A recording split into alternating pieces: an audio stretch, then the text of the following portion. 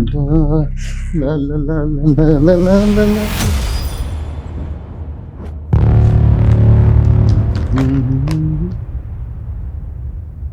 मनीषा, मनीषा, क्या हुआ? इधर आओ। क्यों चिल्ला रहे हैं? क्या है सब? क्या है? मनीषा तो अपने खड़ूस पति को छोड़ क्यों नहीं देती? किसके साथ भागने का प्लान कर रही हो तुम? क्या बकवास है ये? खुद झूठे लेटर रखकर मुझसे पीछा छुड़वाना चाहते हैं। बनो मत, दूध की धुली तो तुम हो नहीं। लेटर आप लिख रहे हैं, मुझ पे दोष दे रहे हैं। क्या है ये सब जानता हूँ मैं तुम्हारे बारे में। क्या जानते हैं आप? ये सब लेटर वेटर क्या है? तो ये सब क्या है? मैं पूछ रहा हूँ क्या है?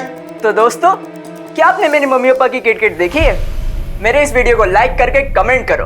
क्या आपने भी अपने मम्मी पापा का झगड़ा करवाया है? अच्छा, तो ये सब तेरी शरारत है? तेरी शरारत है ये? क्योंकि ये सब पापा, सोशल मीडिया पे छाने के लिए सब करना पड़ता है। नताशा दीदी भी मुंबई में एक से एक वीडियो डालती है। मुझे उनसे भी ज्यादा फॉलोअर चाहिए। तो सोशल मीडिया पे छाने के लिए तो अपने माँ बाप की थूथू करवाएगा। चल डिलीट कर। डिलीट नहीं, अपलोड करूंगा। अरे रुक रुक, मैं कहता हूँ रुक। क्या जरूरत थी इसको स्मार्टफोन दिलवाने की? बेटी को तो बिगाड़ दिया और अब बेटे को भी। तो क्या सारा दोष मेरा ही है? अपने आप को देखा है कभी? ज्यादा बहस करने की जरूरत नहीं, समझी तुम? जाकर देखो उसे क्या कर रहा है वो। मुझे ऑफिस के लिए देर हो रही है।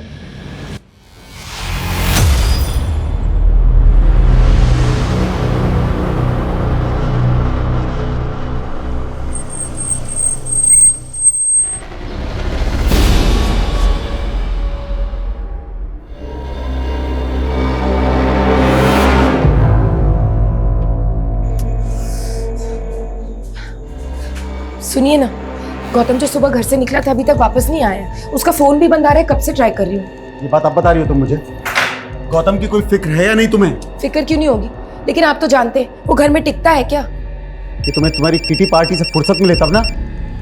गौतम का ही फोन है। हेलो गौतम, कहाँ है तू? मेरे साथ। वैसे तेरे बेटे की शक्ल बिल्कुल भी नहीं मिलती है तुझसे। क्या बकवास कर रहा है तू? गौतम को फोन दे, प्रैंक करना बंद कर। यहीं से छुप के कर रहा है ना तू प्रैंक? अरे ओ, ये कोई प्रैंक नहीं है। तेरे बेटे को किडनैप कर लिया है, उसकी आवाज सुनाता हूं मैं तुझे।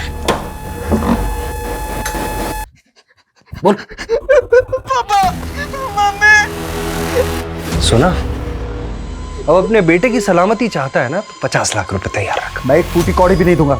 तो फिर एक काम करता हूँ, मैं तेरे बेटे का अंगूठा काट के तेरे घर पे भिजवाता हूँ। तू उसका बायोमेट्रिक करवाना और तुझे पता चल जाएगा तेरा बेटा किडनैप हुआ है कि नहीं हुआ है। नहीं नहीं, ऐसा कुछ भी मत करना मेरे बेटे के साथ प्लीज।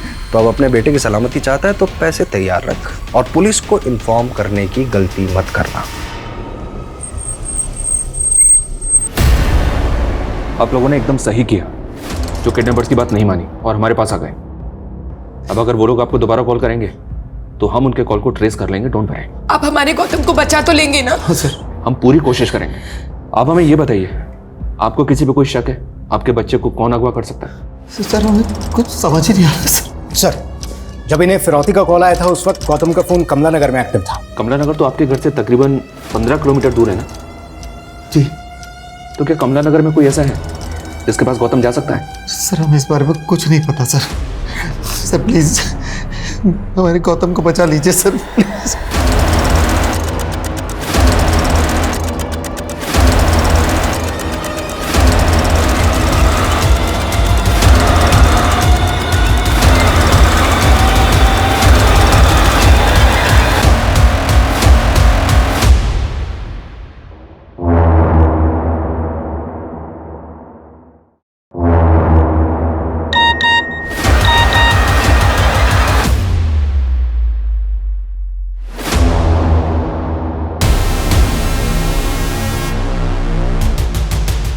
मैंने आपसे कहा था ना, नहीं जाते। हेलो, पुलिस को इन्फॉर्म किया ना तूने? अब तेरा बेटा नहीं बचेगा। प्लीज ऐसा कुछ मत करना। मैं तुम्हें पूरे 50 लाख रुपए दूंगा। 50 नहीं 60। अब 60 लाख रुपए लगेंगे और अगली बार तेरे बेटे का अंगूठा नहीं मिलेगा तेरे घर के सामने, उसकी आंख मिलेगी। हेलो हेलो, घर के दरवाजे पर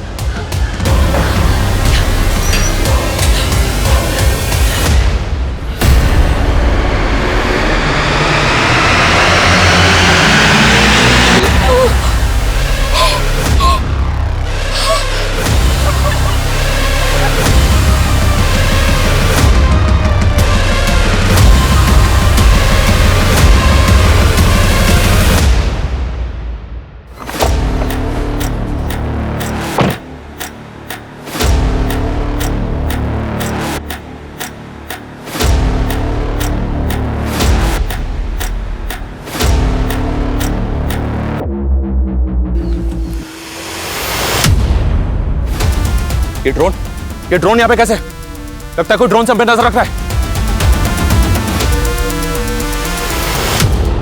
बैग कहां गया?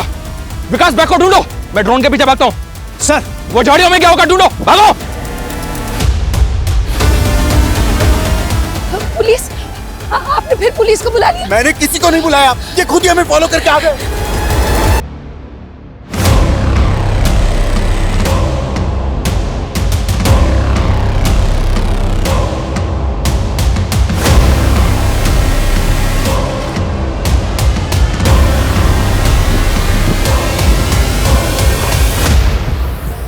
ड्रोन यहाँ पे आया, इसका मतलब वो लोग आसपास हो सकते हैं। पूरा एरिया सर्च करो, मूव फास्ट। सर इधर आइए।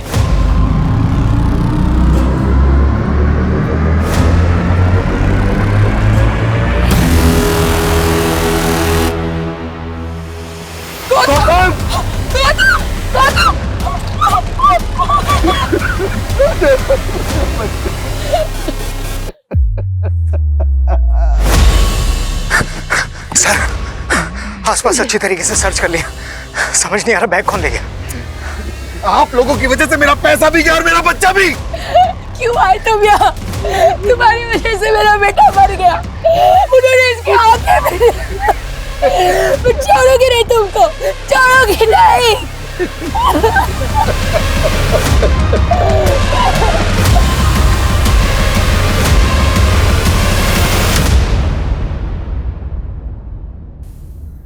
नमस्कार, मैं रेणुका शाहने क्राइम पेट्रोल सतर्क में आपका स्वागत करती हूँ। जब कोई उम्मीद मरती है, इंतजार अंधकार में बदल जाता है, तो जिंदगी चलती तो है लेकिन इंसान रुक जाता है। अपने बच्चे में अपना संसार देखने वाले गौतम के माता पिता की जिंदगी भी अब इसी मझधार में नजर आ रही थी, लेकिन अभी इंसाफ होना बाकी था। लेकिन इंसाफ का ये सफर हिला के रख देने वाला था और इसके साथ चलने वाला एक सफर गुनाह का भी था, जो एक बहुत लंबा और डरावना सफर था, जो साल दर साल कानून को चकमा देता रहा। ना गुनाह थमा, ना गुनहगार।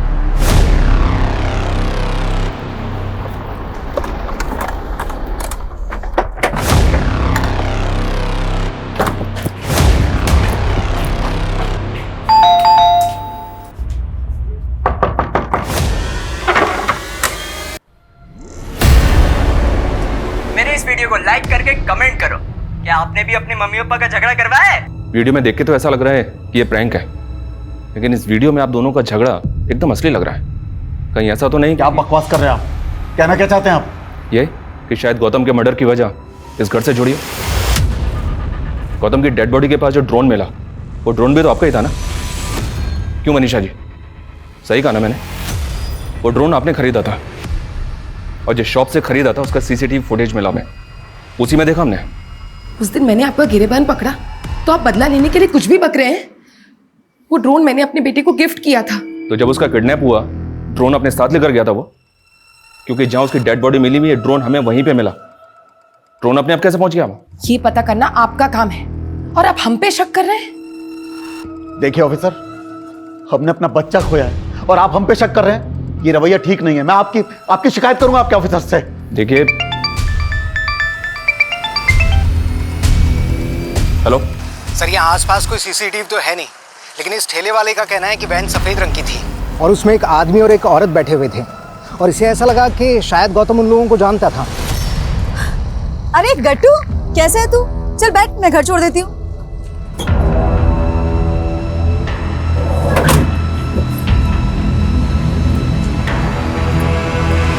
उस वैन का नंबर और उसका डायरेक्शन दोनों ट्रेस करने की कोशिश करो।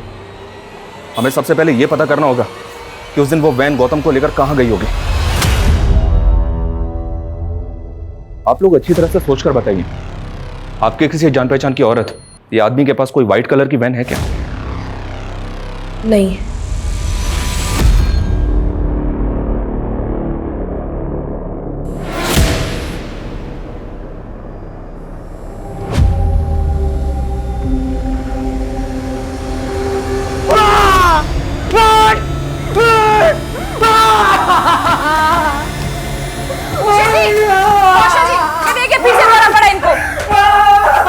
क्या कर रहा है? बोलने की वो कहती है कि उसको इस शक्ल से नफरत है। लगता है भूषण जी ने फिर से गर्लफ्रेंड का सपना देख लिया है। भूषण जी, आप भूल गए क्या? आपकी एक्स गर्लफ्रेंड की शादी हुए तो सालों गुजर गए। अरे लेकिन ये शक्ल तो ऐसी की ऐसी है ना। इस शक्ल के साथ पैदा होने से अच्छा होता कि मेरी माँ ने मुझे पैदा होते ही मार दिया होता। मैं जब भी ये आईना देखता हूँ ना तो मेरी शक्ल से नफरत होती है मुझे। तो देवर जी मत देखिए ना आईना। अब आप ही बताइए, आईना देखने से आपकी शक्ल थोड़ी ना बदल जाएगी, वो तो वही रहेगी। होश में आ भूषण, इसका दिमाग खराब हो गया है। हो जाने दीजिए ना दिमाग खराब। पागल खाने बेचने की वजह मिल जाएगी, फिर बेच दीजिएगा ये मकान, वरना ये तो बाप दादा की जमीन जायदाद का बट्टा लगा देगा। समझ रहे हो?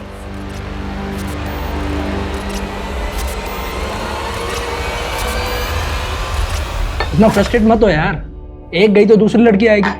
और रही बात तेरे स्मार्ट की, वो तो प्लास्टिक सर्जरी से सब निकल जाएगा। लेकिन सर्जरी के पैसे जुटा नहीं पाया मैं। तू तो बोल रहा था कि तुझे कहीं से लाखों मिलने वाले। मेरा सारा प्लान चौपट हो गया यार। लेकिन मैं कुछ करता हूँ, सुन, तू बस सर्जरी करने वाले डॉक्टर से मुझे मिला दे। अरे वो तो मिलवा दूंगा, लेकिन कम से कम 1 लाख रुपए तो एडवांस तैयार रख। ठीक है, मैं कॉल करूँगा तुझे। ठीक है, मैं निकलता हूँ, एक काम है मुझे जरूरी ना। Sir bill. ओके। दिखाई नहीं देता क्या? सॉरी। क्या करूं तुम्हारे सॉरी का? हाँ, मेरा 1.5 लाख का फोन तोड़ दिया। अभी रुको, तुम्हारे मैनेजर से कंप्लेंट करती हूँ। पता नहीं कैसे कैसे वेटर्स रखे हुए। क्या वेटर? मतलब सफिशिएंट ब्लैक पैंट मतलब वेटर? तू जानती नहीं है मुझे, समझी ना? शक्ल से तो तुम गुंडे लग रहे हो। शक्ल पे मत जाना, समझी ना? शक्ल पे नहीं। अच्छा सुनो, वो आई एम सो सॉरी, वो क्या है ना, मैं कुछ ज़्यादा ही बोल गई। ये फ़ोन मुझे मेरे फियांसे ने गिफ्ट किया था, इसलिए मैं इस फ़ोन को लेकर पॉजेसिव हूँ। I am really sorry. यार जब से पता चला है मेरे बेटे की किडनैपिंग में एक औरत का हाथ है, तब से मुझे उस औरत की याद आ रही है जो न्यू ईयर पार्टी में मिली थी। अरे वही जो मेरे बिजनेस का टर्नओवर जानने में इंटरेस्ट ले रही थी। हाँ वही। तेरे पास नंबर मिलेगा उसका? सुन, मैं तुझसे बाद में बात करता हूँ। तो आपकी अय्याशी गौतम को खा गई। मैंने कोई अय्याशी नहीं की। तो फिर किस औरत का नंबर मांग रहे थे? कौन है ये? सर अंगूठा काटना, आंखें निकालना, मुझे नहीं लगता कोई पेरेंट्स ऐसा करेगा। और सर वैसे भी हमें उनके खिलाफ कोई सबूत मिला नहीं। उस औरत, आदमी और उस बहन की कोई लीड मिली? फिलहाल तो नहीं सर, लेकिन हाँ सर, गौतम के सीडीआर में एक फेक आईडी का नंबर मिला है, ये वाला। मिस्टर, कहीं ऐसा तो नहीं कि बच्चा किसी गलत इंसान के टच में आके उसके झांसे में आ गया? एक काम करो, गौतम की मर्डर से पहले उसकी एक्टिविटीज क्या थी इसका पता करो। Okay sir. अबे ये स्किन सर्जन का बोल के कहाँ ले आया तू मेरे को? और उस सर्जन ने 2 घंटे बाद की अपॉइंटमेंट दी है। पता क्या मजे कर, एक फैशन मैगजीन का फोटो शूट चल रहा है। ओके सही के लिए मैं दुनिया का सी काटता हूँ, तू मेरा ही सी काट रहा है। खाली समझाई क्या?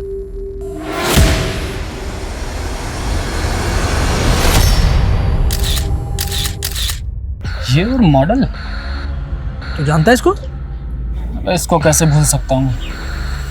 अभी तो हिसाब चुकता करना है इसका मुझे। अच्छी तरह से चेक करो, पूरा कोना छान मारो। क्या कर रहे हैं आप? अब क्या चाहिए आपको? अच्छी तरह से चेक करो।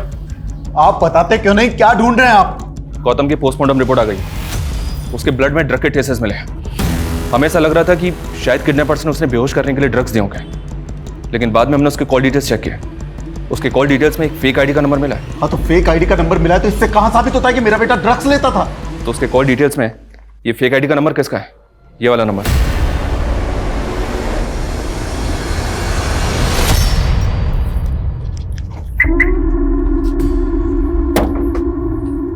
मैं जानता हूं तुम्हें मेरी शक्ल तो पसंद नहीं, लेकिन मैं भी किसी का कर्ज नहीं रखता। तुम्हारे फोन जितना महंगा तो नहीं है, लेकिन देखो अब तुम मुझे शर्मिंदा कर रहे हो। मैंने तुम्हें उस दिन सॉरी बोल तो दिया था। तो फोन लेकर थैंक यू। खोलो जल्दी।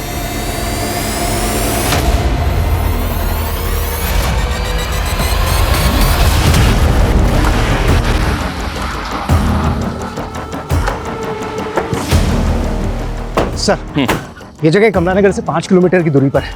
आसपास के लोगों का कहना है कि ये जगह वैसे तो बंद ही रहा करती थी, लेकिन कुछ टाइम पहले कोई आदमी यहाँ पर रहने के लिए आया था। और तभी यहाँ पर वैसी सफ़ेद वैन देखी गई थी जिसका इस्तेमाल गौतम की किडनैपिंग में हुआ था। ताला तोड़वाओ।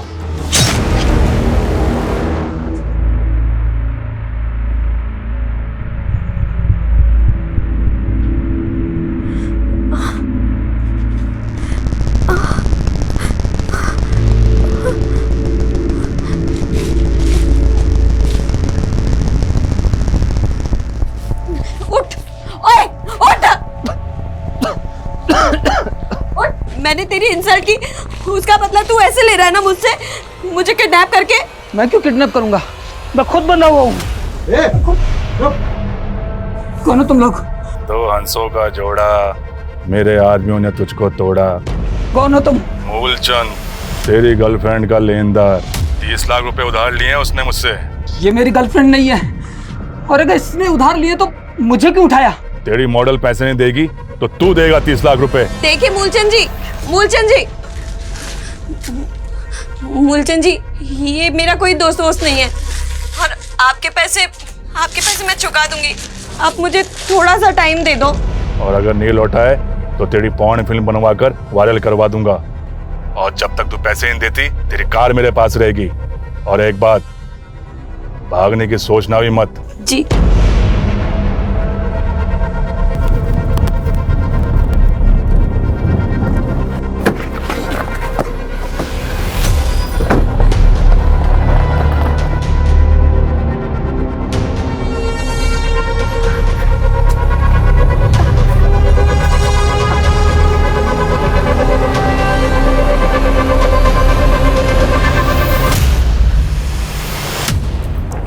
सर, ये देखिए।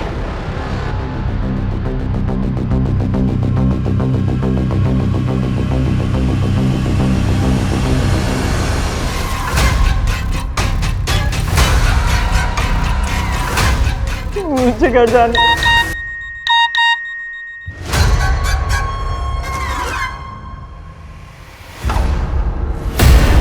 वाह, कभी इसे अफीम चखाती है, कभी पिज्जा खिलाती है। बहुत मजे दे रही है ना तू इसको आजकल। हाँ, मजाक बन गया। उसके माँ बाप पुलिस के पास पहुंच गए। हमारे जो लोग उन पर नजर रखे थे ये वीडियो भेजे। पकड़ इसको साले। अरे क्या कर रहा है? उसने इसे नुकसान पहुंचाने से मना किया था। अरे हट, चल साइड में।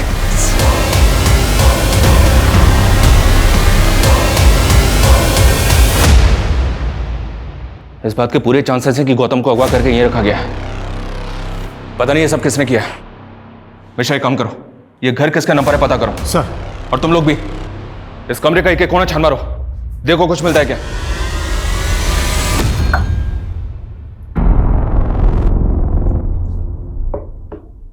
सुनो, दवा ले लो और टेंशन मत लो। मैं तुम्हें तुम्हारे घर छोड़ दूंगा। मेरे घर नहीं, मैं अपने घर नहीं जा सकती। अगर मैं घर गई तो वो मूलचंद, नहीं, अपने घर नहीं जा सकती। मैंने उससे 1 हफ्ते का टाइम तो ले लिया।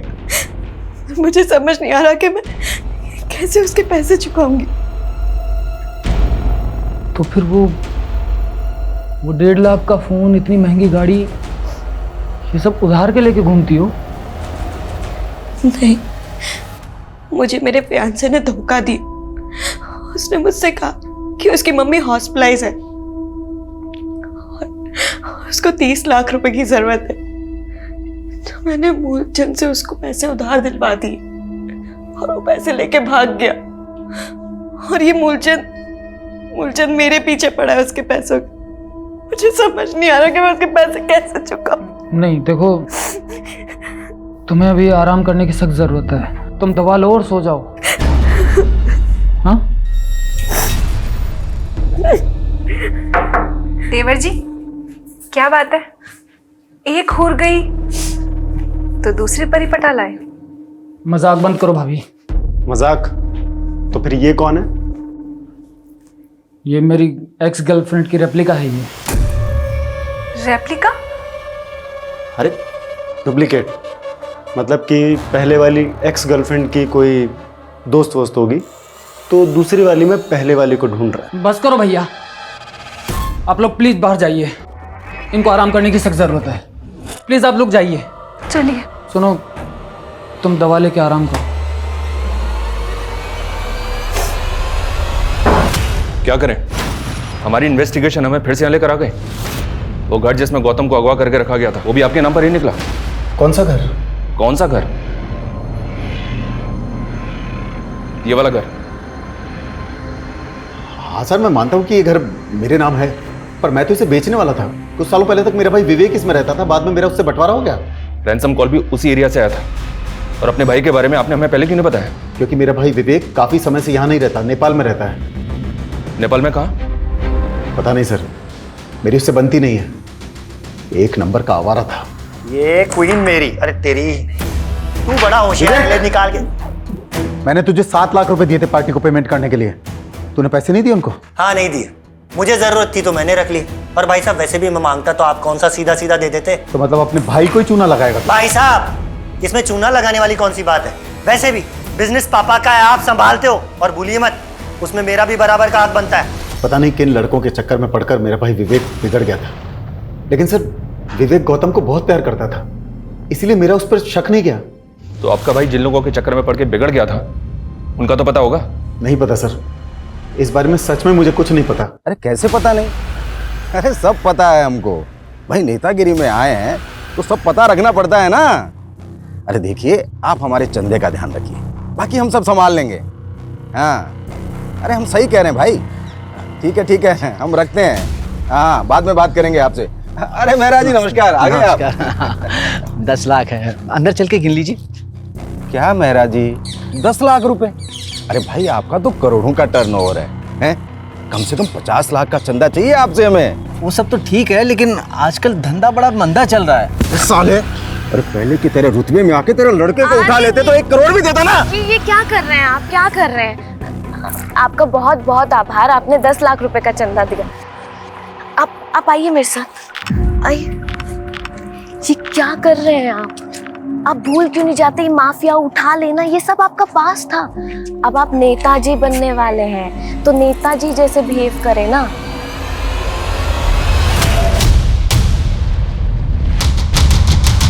तुरंत मुझे ईमेल करो। ओके। जैन सर, सर लाश के आसपास ऐसा कुछ भी नहीं मिला जिससे उसकी पहचान हो पाए। गला स्लिट करके मारा गया है सर।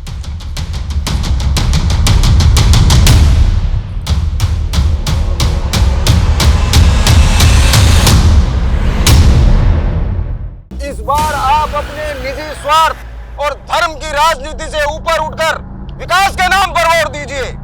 मैं वादा करता हूं आपसे कि इस कस्बे का नक्शा बदल कर रख दूंगा। क्या बात है, बहुत ही अच्छा बोला आपने, क्या भाषण दिया है। भावे बेटा जी, इधर आओ। आप लोग जाके बाहर पोस्टर लगवाइए। वाह बेटा, एक क्रिमिनल को तुमने इतना बदल दिया कि वो समाज कल्याण की बातें करने लगा है। मैं तो कृपाल जी की बस राजनीतिक सलाहकार हूँ, और ये सब तो मेरा जॉब है आंटी। आंटी नहीं, माँ। हमारी कोई औलाद तो नहीं हुई, इसलिए अब से तुम ही हमारी बेटी जैसी।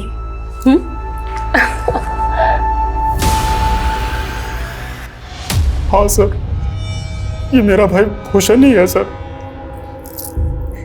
आपने 15 तारीख को राजीव नगर थाने में इनकी मिसिंग रिपोर्ट लिखवाई थी, और हमें इनकी बॉडी उसके 2 दिन बाद 17 तारीख को सुंदर नगर में मिली। जब हमें इनकी बॉडी मिली तो इनके राइट हैंड का जो अंगूठा है उस पर ये इंक लगी हुई थी, एज इफ इन्होंने किसी डॉक्यूमेंट पे अंगूठा लगाया। तो जब ये घर से निकले थे, किसी डील के लिए निकले थे? सर हमें कुछ नहीं पता है सर, मैं सच बोलता हूँ सर। सर ये सब ना उसकी दोस्त शिखा का किया धरा है। उस दिन वो उसी के साथ गया था। जब आपने मिसिंग रिपोर्ट लिखवाई थी उसमें किसी शिखा का जिक्र नहीं किया, और ना ही ये बताया किसी शिखा के साथ गए थे। सर क्योंकि भूषण ने कुछ दिन पहले ही उस लड़की से हमें मिलाया था। सर वो लड़की हमें शुरू से ठीक नहीं लगी, लेकिन वो भूषण के साथ ऐसा कुछ कर बैठेगी ये तो हम सोच भी नहीं सकते थे सर। उस लड़की के चक्कर में तो भूषण ने उस मूलचंद नाम के आदमी से झगड़ा तक कर लिया। देख मूलचंद, बार बार फोन करके शिखा को परेशान करना बंद कर, वरना तू कितना भी बड़ा बाहुबली होगा मूलचंद, फाड़ के रख दूंगा तुझे, समझा ना? है कौन ये मूलचंद? पता नहीं सर, हमने तो पहली बार नाम सुना था उस दिन।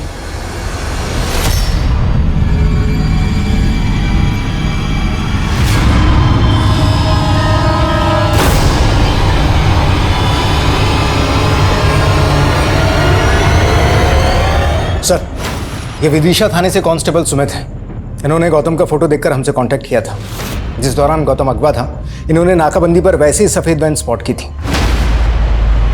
सर, वो औरत बोली कि ये उसका बेटा है। उसे चोट लगी थी तो वो क्लिनिक ले जा रही थी, इसलिए मुझे उन पे शक नहीं हुआ। क्या उसका चेहरा तो याद होगा ना? स्केच बनवा सकते हो? हाँ यस सर। मिश्रा,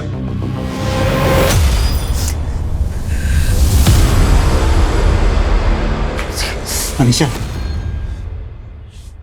मुझे भी गौतम के बिना कुछ अच्छा नहीं लगता। इस वक्त हम दोनों को एक दूसरे की जरूरत है। आपको सिर्फ उस औरत की जरूरत है। उस औरत को पाने के लिए आपने अपने भाई से बोल के मेरे बेटे बस को। मनीषा, शक मुझे भी था तुम्हारे पास्ट को लेकर, लेकिन अगर ये बातें बाहर आई ना तो अपने बेटे के साथ साथ हम अपनी इज्जत भी खो बैठेंगे। सर, भूषण के सीडीआर में ना शिखा का नंबर मिला ना मूलचंद का।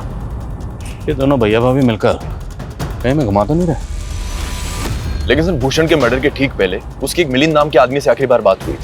तब भूषण का फोन सुंदर विहार में एक्टिव था, जहां हमें उसकी लाश मिली थी। सर, मैं किसी मूलचंद को नहीं जानता, लेकिन आशिका को जानता हूँ। वो एक मॉडल है। मॉडल? कहाँ रहती है? सर, ये तो नहीं मालूम, लेकिन वो बूस्टर फैशन मैगजीन के लिए मॉडलिंग करती है। कुछ दिनों पहले उसका पिक्चर बॉक्स स्टूडियो में फोटोशूट भी हुआ था। 16 तारीख को कत्ल से पहले आखिरी बार भूषण की फोन पर बात तुमसे ही हुई थी, राइट? अरे अभी मुझे कोई सर्जरी नहीं करवानी यार। अभी बस मुझे 30 लाख रुपए इकट्ठे करने कैसे भी करके हेल्प कर सकता है। सर, मैं खुद हैरान था कि उसे इतने पैसे क्यों चाहिए थे। तुम कह रहे हो कि भूषण प्लास्टिक सर्जरी करवाने वाला था? हाँ सर, भूषण की पहली गर्लफ्रेंड ने उसकी इंसल्ट की थी। दरअसल भूषण के चेहरे पर ब्लैक मार्क था और इसी वजह से उसकी गर्लफ्रेंड ने उसे छोड़ दिया था। भूषण के मन में हीन भावना आई, इसीलिए वो प्लास्टिक सर्जरी करवाना चाहता था। सर, कौन थी वो गर्लफ्रेंड? आजकल कहाँ है? वो तो मुझे नहीं पता, लेकिन उसने काफ़ी टाइम पहले किसी और से शादी कर ली। सर, ये उस आदमी और औरत का स्केच है जिनके साथ सफेद वैन में गौतम को देखा गया था। इन दोनों के लिए लुकआउट नोटिस जारी करो तुरंत, और पता करो इन दोनों का गौतम के फादर या गौतम के चाचा बेबी के साथ कोई कनेक्शन है क्या? Okay sir.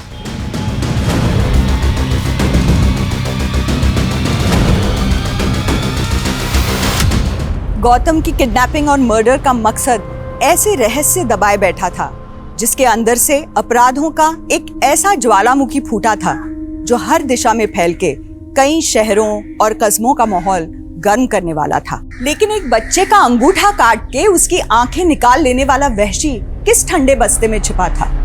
और भूषण क्यों मारा गया था? उसकी दोस्त शिखा कहाँ गायब थी? ऐसा क्या हुआ था जो भूषण के अंगूठे पे स्याही के निशान मिले थे, लेकिन उसके गुनहगार का नामो निशान तक नजर नहीं आ रहा था? आखिर भूषण के केस का गौतम के केस से क्या कोई वास्ता था? और इनके बीच पॉलिटिशियन कृपाल की क्या भूमिका थी?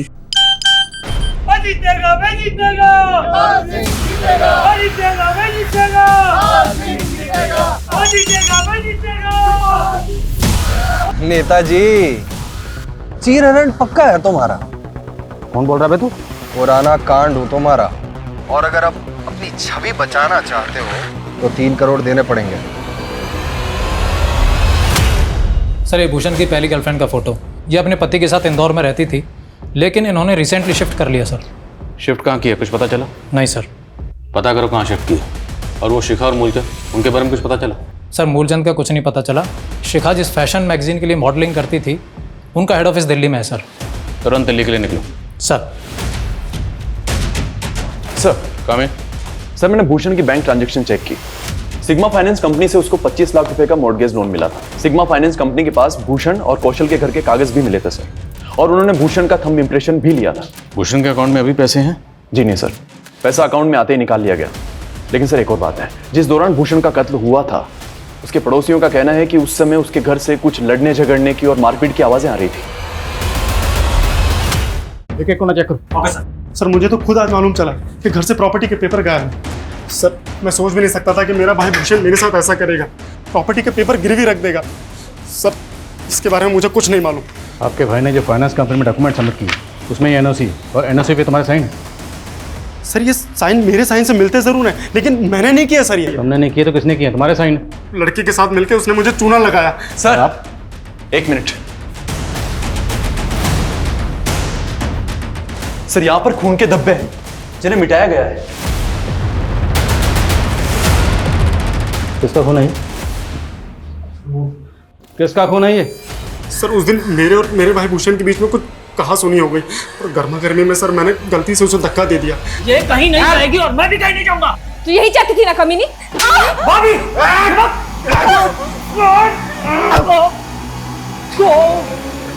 सर उसका सर यहाँ पर आकर लगा और थोड़ा सा खून बह गया सर। हाँ सर, लेकिन हमने उसको पट्टी कर दी थी सर, वो बिल्कुल ठीक हो गया था। हाँ सर उसके दूसरे दिन तक वो यहीं पे था और उसके बाद फिर शिखा के साथ चला गया। सर हमने कुछ नहीं किया। सर यकीन कीजिए सर, सर मेरा यकीन कीजिए सर। चाय लेकर आई हूँ, जल्दी आइए वरना ठंडी हो जाएगी।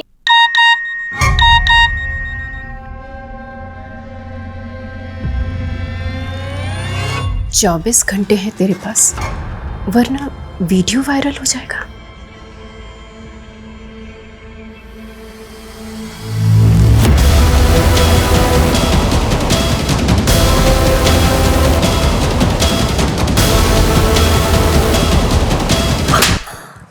मैंने तुझे बेटी माना और तूने मेरा पति ही छीन लिया। मुझे माफ कर दीजिए। माफ कर दो तुझे। खबरदार तुझसे हाथ लगाया तो छोड़िए मेरा। सिर्फ मेरे पैर की जूती है। चल छोड़िए, मैं इसे छोड़ूंगी नहीं। इसने मेरा घर बर्बाद कर दिया, मैं छोड़ूंगी नहीं। सर भूषण के भैया भाभी अभी भी वहीं के वहीं हैं। उनका कहना है कि उन्होंने कुछ नहीं किया। सर जब भूषण की लाश हमें मिली थी तो उसके माथे पर पट्टी तो थी। तो हो सकता। वर्मा, बूस्टर फैशन मैगजीन वालों का तो कहना है कि उनके वहाँ पर कोई भी शिखा नाम की मॉडल काम नहीं करती थी। और सर जिस पिक्चर बॉक्स स्टूडियो के बारे में मिलिंद ने बताया, वो मैगजीन वाले भी वहाँ पर कोई फोटो शूट नहीं करते। उनके अपने स्टूडियोज है सर। सर पता नहीं ये फैशन मैगजीन वाले झूठ क्यों बोल रहे हैं सर, जबकि उन्होंने इस स्टूडियो की बुकिंग करवाई थी। ये देखिए सर। तो कंपनी के बिहार पर बुकिंग किसने की थी? बुकिंग के लिए आया कौन था? सर एक लड़की आई थी, वो खुद को उस फैशन मैगजीन की प्रोडक्शन मैनेजर बता रही थी सर। और हाँ सर, उसने अपना नाम वंदना बताया था सर। सर कहीं ऐसा तो नहीं कि फैशन मैगजीन वालों ने शिखा को झांसा दिया हो और अब उससे पल्ला झाड़ रहे हैं? लेकिन बुकिंग कैश में हुई तो साबित कर पाना मुश्किल है कि बुकिंग उसी कंपनी ने की थी। हमारे पास शिखा और मूलचंद किसी की तस्वीर नहीं, हमें सिर्फ दोनों के नाम पता है। एक काम कर, जो लड़की बुकिंग के लिए आई थी इनसे उसका स्केच बनवाओ, कम से कम पता तो चले ये वंदना है कौन। Okay sir. और सर भूषण की पहली गर्लफ्रेंड वो इंदौर से कहाँ शिफ्ट हुई है ये अभी तक मालूम नहीं चल रहा। भूषण का वो फ्रेंड, क्या नाम है उसका? मिलिंद। उसे थाने बुलाओ। सर मुझे कोई आइडिया नहीं है कि भूषण की पहली गर्लफ्रेंड अपने पति के साथ कहाँ होगी। अच्छा, तो भूषण की प्लास्टिक सर्जरी करवाने के जुगाड़ में लगा हुआ था। करता क्या तो भूषण को स्टूडियो में लेकर गया, कहीं तू ही भूषण को भी झांसा तो नहीं दे रहा? नहीं सर, एक्चुअली मैं एक फ्रीलांस रिपोर्टर था, मेरे हर जगह सोर्सेज है। मुझे सोशल मीडिया पे आया था इनविटेशन फोटोशूट का, मुझे लगा कि मेरे किसी पुराने सोर्स से आया होगा। तो इनविटेशन तो होगा तेरे पास अभी तो? हाँ सर है इनविटेशन तो। देखा। और सर मैं भूषण को लेके जरूर गया था स्टूडियो में, लेकिन वो शिखा को पहले से जानता था। उसने कहा कि वो पहले कभी रेस्टोरेंट में मिले थे।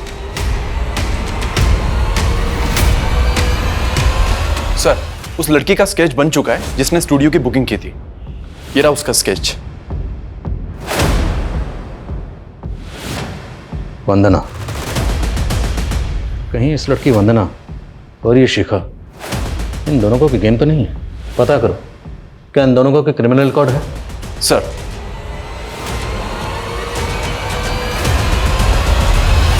हाँ पापा, वो एक डील थी इसलिए इंदौर आई हुई थी। काम खत्म होते ही मिलती हो ना।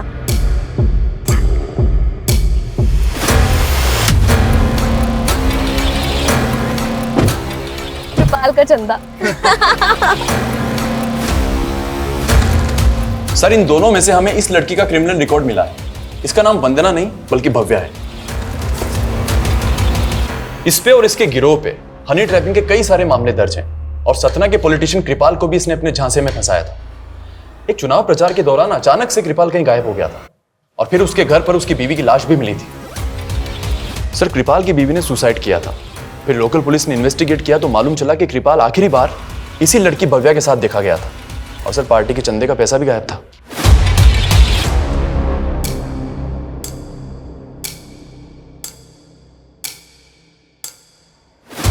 क्या नेताजी, इज्जत बचा ली, जिंदगी कैसे बचाओगे?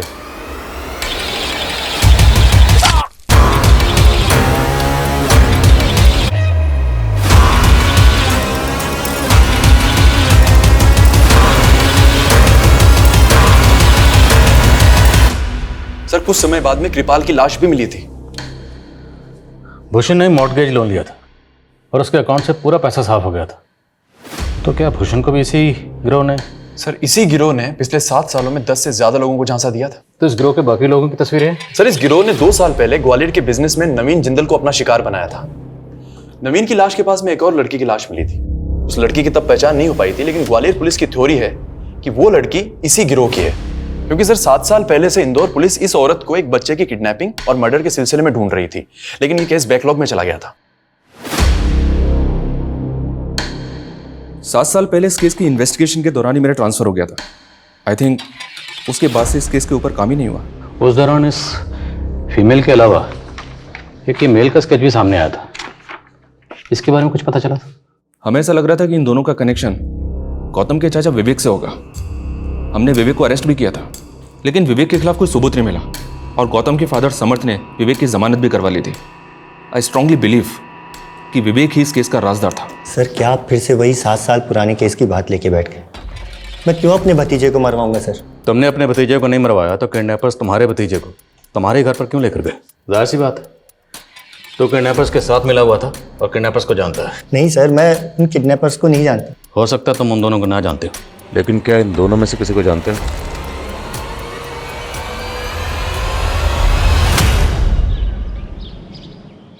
नताशा, पापा पापा क्या हुआ पापा?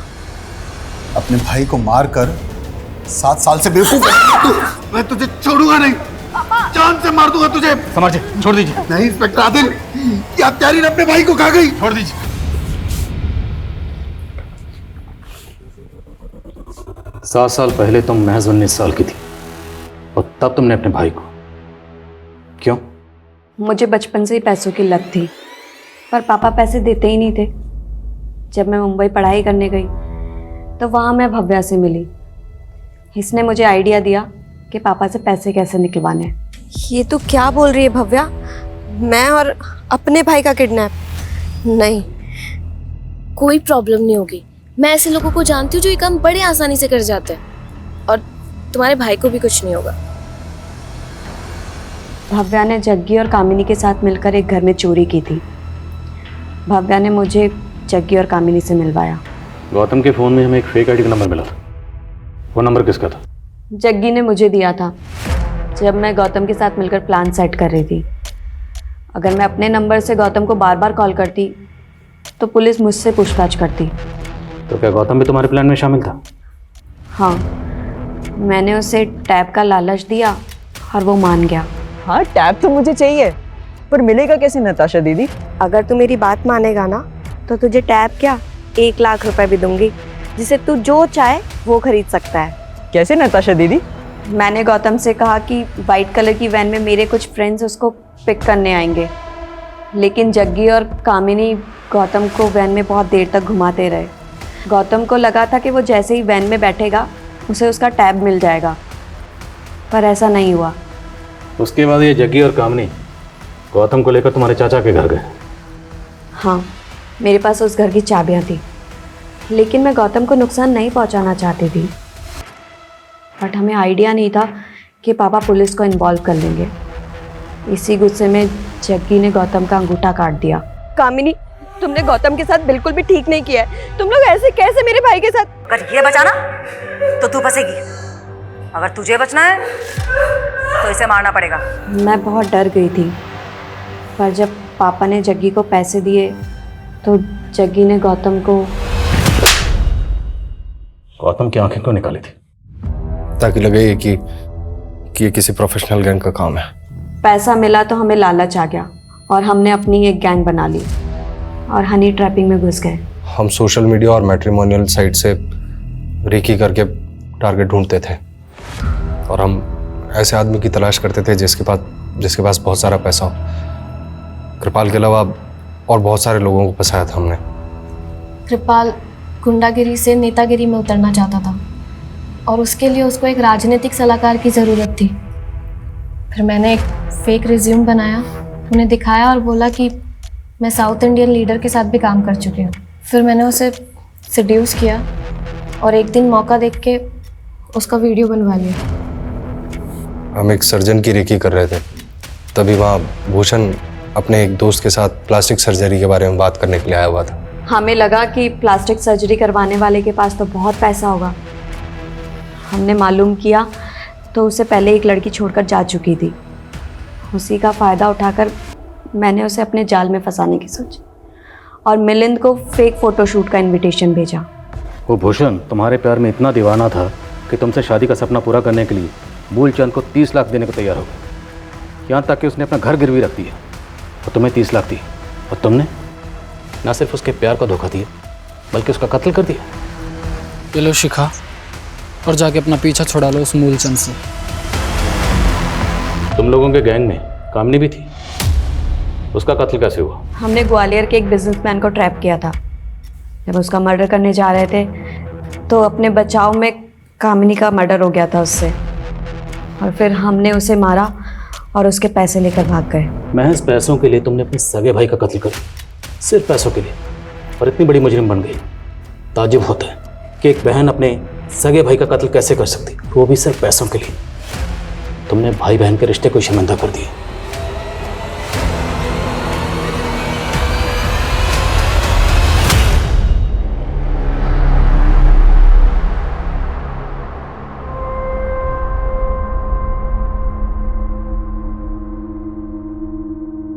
बुरी संगत हमेशा बुरी रंगत ही देती है। किसी भी देश काल में जब एक बचपन गुमराह होता है तो आने वाली कई पीढ़ियां अपराध के साए में घिर जाती है।